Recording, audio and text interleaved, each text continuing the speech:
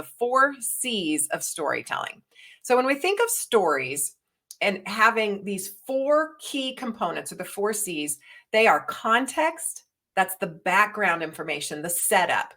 And one of the most common errors that good storytellers make, or not so good storytellers, I guess, is that we give too much context. We include too much background information before we kind of get to the real action or the real character setup.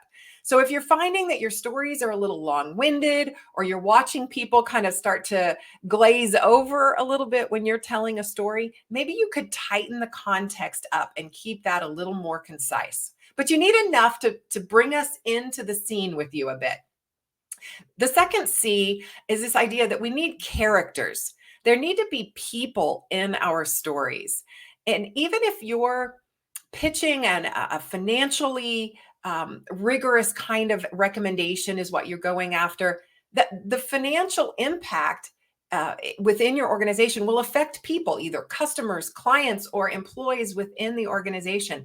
Talk about the impacts to the people involved. By painting the picture of the characters, the humans involved, we start to bring people into our story. So we've got context, the setup.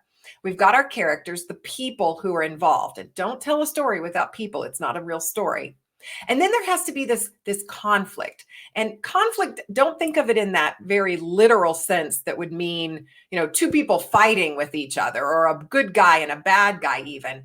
But it's more, there's this tension point. There's this rising action where people are now so invested in what's happening to those characters that you kind of have them on the edge of their seats. If you stopped talking right there, they'd be like, no, wait, what happens? What happens? You've brought them to that climactic moment of some sort, this tension moment. That's your conflict.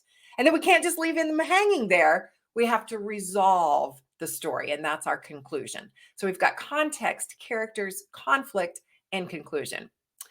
I want to show you a clip that I think does a really good job of illustrating these 4 C's, our context, characters, conflict, and conclusion. This is the Apple Sustainability Mother Nature spot. A lot of you've probably seen it. It's a fairly recent ad. Some of you may not be huge Apple fans, or maybe you haven't bought into Apple's sustainability story. That's fine. I'm not trying to sell Apple products here by showing you this clip. I do want you to see, even if you've watched the clip before, this time as you watch it, can you identify the context, the characters, the conflict, and the conclusion? That's where we're headed. So that's where we'll go.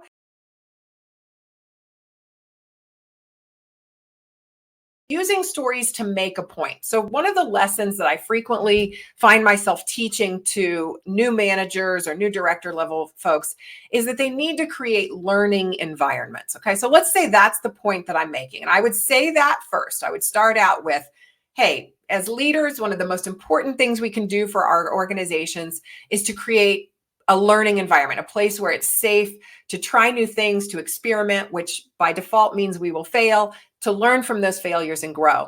And whenever I tell that, when I'm trying to make that point, I tell the story about Tom Watson Sr., that at the end of the Depression had kind of kept IBM afloat by continuing to build up inventory, despite the fact that there was nobody could afford to buy it.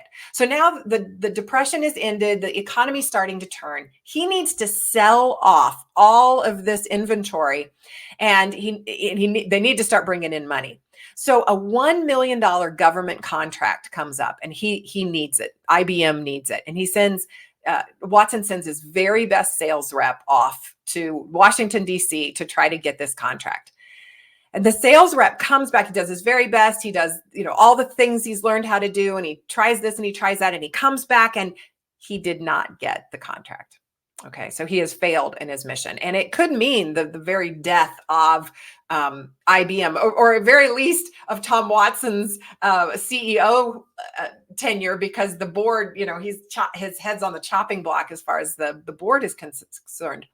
So the rep is thinking to himself, I really don't want to get fired. We're right at the end of a bad economy. Of getting a new job is going to be hard enough, let alone if I've been terminated. So he writes up his letter of resignation, hoping that Watson will let him resign instead of being terminated. And he goes to Watson's office when he gets called in, and here we go. And Watson said, "What happened?" And the sales rep tells him, "I tried this and I did this. And if I could do it differently again, these are the 3 things I wouldn't do. And here are the 2 things I would do that I didn't this time. But I know we were counting on this, and I've let you down, and I know we needed it. I'm hopeful you will accept my resignation." And Tom Watson says, "No, I won't." And the rep's like, "Oh no, I'm going to get fired. This is going to be so bad." And then Watson said, "Why would I let you resign? Or why would I fire you? I just spent $1 million training you. You will never make those same mistakes again."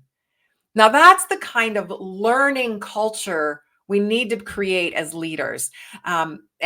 As Peter Grulrich in his essays on leadership titles the essay where I pulled this story from, we forgive thoughtful mistakes. How can we learn as an organization to forgive thoughtful mistakes, to encourage thoughtful mistakes, to see it as part of the learning curve?